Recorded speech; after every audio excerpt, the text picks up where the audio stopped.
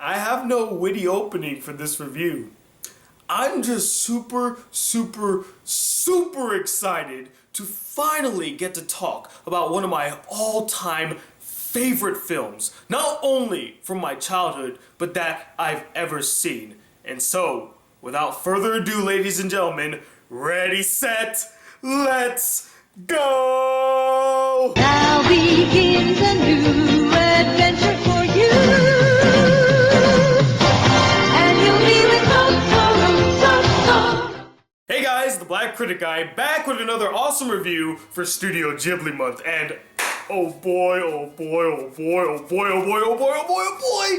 I'm super ecstatic. This was the one video I was looking forward to doing the most for Studio Ghibli month, because today I'm going to be reviewing one of my all-time favorite films from my childhood and a film that I still love to this day. My Neighbor Totoro. I mean, you all knew this was coming. You all knew that this day would come. This day was inevitable. Are you ready, Totoro? We're going to review your film now. So let's get started. So the story of My Neighbor Totoro follows siblings Satsuki and Mei, who move to a new house with their father where they encounter strange new creatures. On the first day, they see these tiny black sprite-like creatures that they call dust bunnies. And on the next day, when Mei is walking around the house, she encounters these two rabbit-like creatures that lead her to a much bigger version of them sleeping under a camphor tree. And in a very iconic scene, she jumps on this creature, lays on his stomach, and asks him what his name is, to which the creature replies, "Ruh, ruh, ruh." And she kind of mistakes this as him saying, Totoro. That's what it kind of sounded to her. And from here, we see the two siblings as they spend time with Totoro, ride the cat bus, and also deal with some family issues and turmoils along the way. Now, I would like to share a personal story with you guys regarding my relationship with this film. It's very similar to the one that This Be That told in yesterday's video, with some huge differences here and there. When I was growing up in Guam, I didn't really get a chance to spend a lot of time with my mother. And it's not because I didn't want to spend time with her or that she didn't want to spend time with me. It's just she was extremely busy trying to support us and our grandparents. She worked a job and she also attended college. She was trying to advance her education to become a nurse so that she could get her degree, get a better job in order to support us. And I have the utmost respect for my mother for pursuing her dreams, and I am eternally grateful for all the hard work, struggle, and things that she gave us over the years. But there'd be times where our grandparents couldn't watch us, so she would have to take us with her to college. And when she would do this, she would always stop by a video store called 777 Video. I'll never forget that name. I never understood why it was called 777 Video. Was I like that the phone number for the place and that's what you had to dial? I have no idea to this day, but she would take us to this video store. She told us to go find a movie for us to watch while she is in class. So we'd be walking down the aisles, me and my brother, looking for a film, and I remember I stumbled upon this one. But it was the VHS one, not the DVD. But I just remember seeing this, and it really stuck out to me because I saw like this cute girl riding a big fuzzy animal thing flying in the sky, and you see these three running on a path. It just really stuck out to me, and I'm like, what is this movie? I gotta get it and see what it is. So I asked my mother, Mommy, can we get this film? And she's like, yeah, sure, we'll get it. And so she got it for us. We went to the college, and she put us in this room where they had like a TV set, and we could watch and eat pizza there. We ate a lot of Domino's pizza while we were at this college. And by the way, if you're wondering what the college is, it's the University of Guam. That's the only college on Guam. Well, there's a community college now, but regardless, so I put the film in, and I'm not even kidding you guys, from the very first moment, I was in trance. My little mind exploded. I fell in love with this movie instantly. The first few notes of the first few minutes, this was like, oh my god, this is going to be such a fun movie. That song, Hey Let's Go, is still one of my favorite songs to hear, and every time I hear it, it always makes me feel like a kid again. Like I'm that kid sitting in that room watching My Neighbor Totoro for the first time. And I would always be excited whenever my mom would have to go to college and she would have to take us, because that meant I could rent this again. I could go see it. In fact, when I first rented this film, after finishing it, I watched it again and again and again and again. And hell, I didn't even want to stop watching it. I would take it home and watch it there. So we fast forward many years later to 2016 when I'm planning Studio Ghibli month. And the first thing that came to my mind was that I need to find and buy the original dub of My Neighbor Totoro, the one that I saw as a kid, because there was no way that I was ever going to watch that terrible atrocity that was the Disney dub of My Neighbor Totoro. But so I bought this finally, and I watched it a few nights ago, and I must say, the word that I would use to describe this film, both when I saw it as a kid and now, is magical.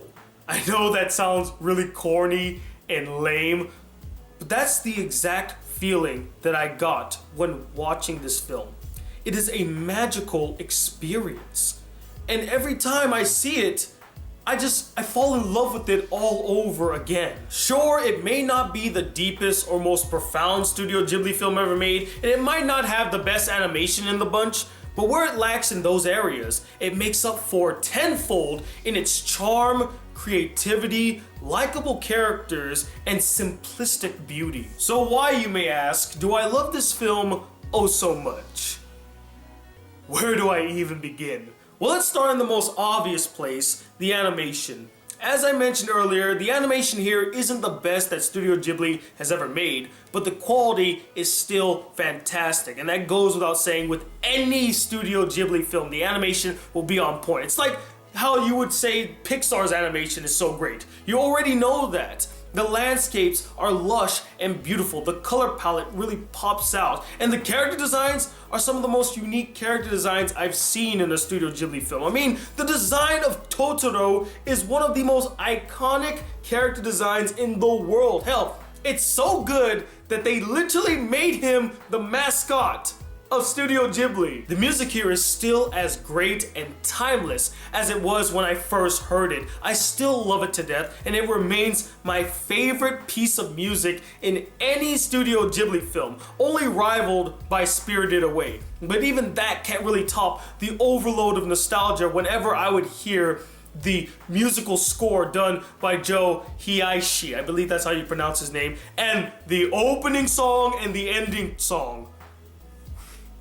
Every time I hear it, I feel like I'm going on an adventure. I get butterflies in my stomach. I can't help but be so cheerful and happy and excited to see what adventures we're gonna be embarking on, even though I've already seen the movie in its entirety. Every time I hear that song, when she's like, hey, let's go,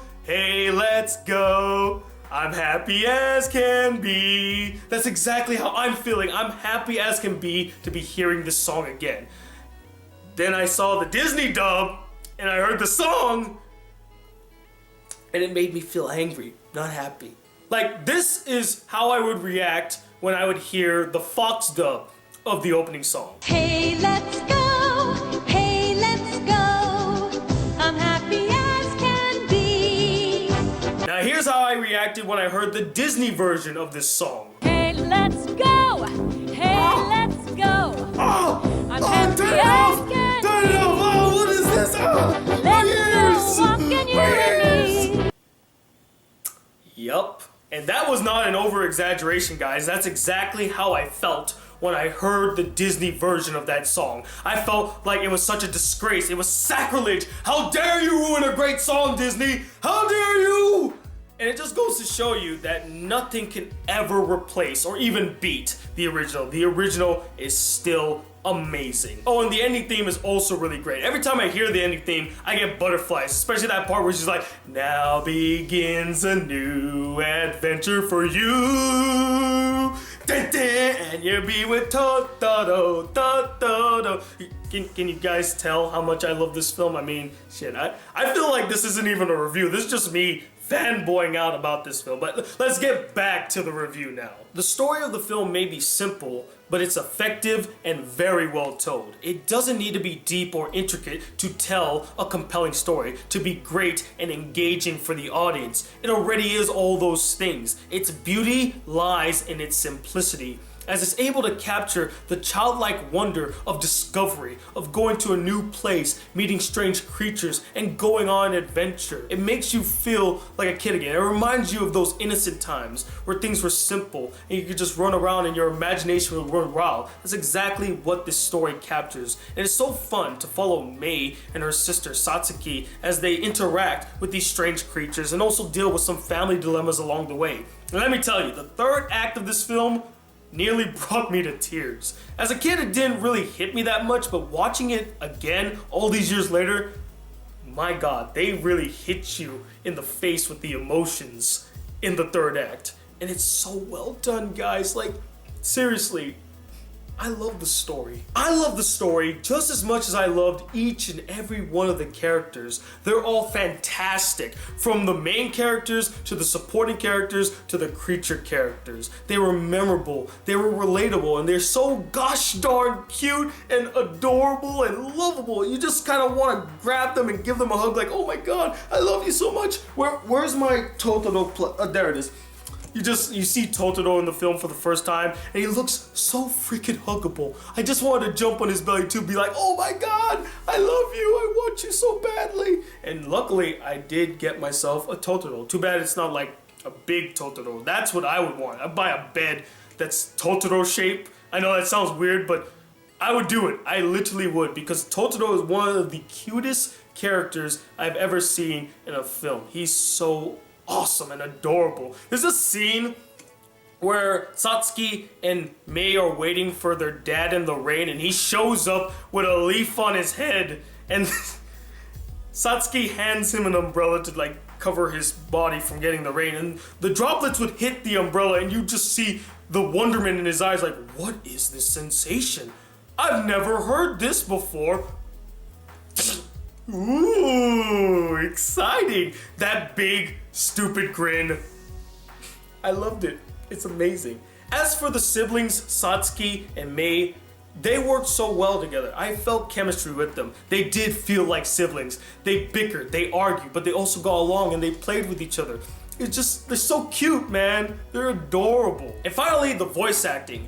It's phenomenal. I'm surprised at how much it has held up over the years. Hell, it's better than the Disney dub. And I'm not just saying that because of the voices, but also the way that they would sync the voices with the lip movements. It's way better in the Fox version than the Disney. How is that even possible? The Disney version came out literally, 10 years ago? About so 10 years ago? This came out in 1990, 1991, around that time? How is it that the old version is better than the new version? And I would say, yes, I'm kind of biased when it comes to the voices. I like the voices in the original more than the Disney dub. I'm not saying that the voices don't match in the Disney dub.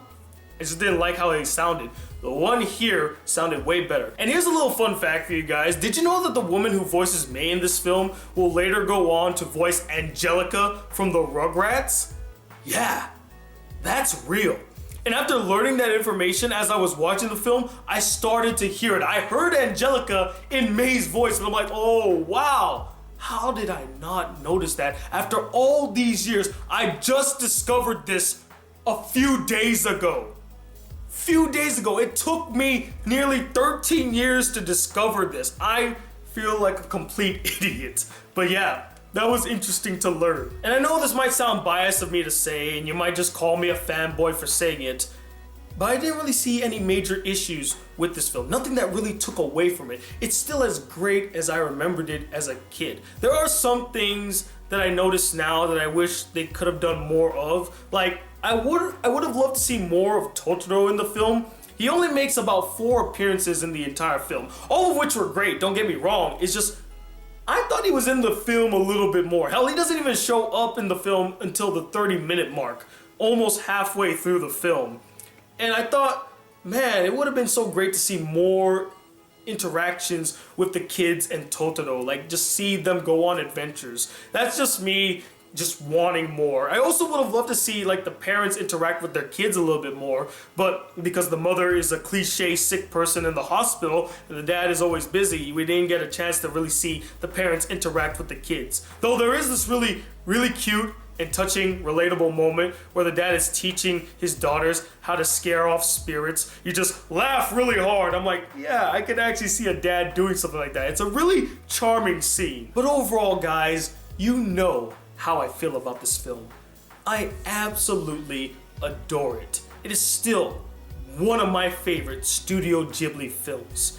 A film that I could watch over and over and over and over again without getting sick and tired of it. And I cannot wait to have kids of my own so I can watch this film with them and tell them how much Daddy loved this film.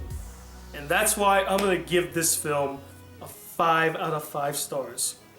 I still think that it is an epic masterpiece. But as always, guys, I'm not the end-all be-all opinion when it comes to My Neighbor Totoro. I would love to know what you guys thought about the film as well. Did you absolutely adore it as much as I did? Or did you find it really boring still? You didn't see the magic, you don't get why people love it so much? And let me know who is the most adorable Studio Ghibli character in your opinion. Comment below, let me know, and stay tuned later on today. You will be getting your Doctor Strange movie review. Get excited for that, guys. And I got more Studio Ghibli reviews with some special guests coming along the pipe, and more videos, probably anime reviews and all that stuff. And as always, if you would like to support the Black Critic Guy just a smidge more, why not donate to my Patreon account? Link is in the description. And if you'd like to send me any fan letters, why not send it to this P.O. box right up here. And as always, guys, if you would like to see more videos on this channel and be a part of the Black Critic Crew, please hit that subscribe button below. Like this video if you really enjoyed it. And I'm 21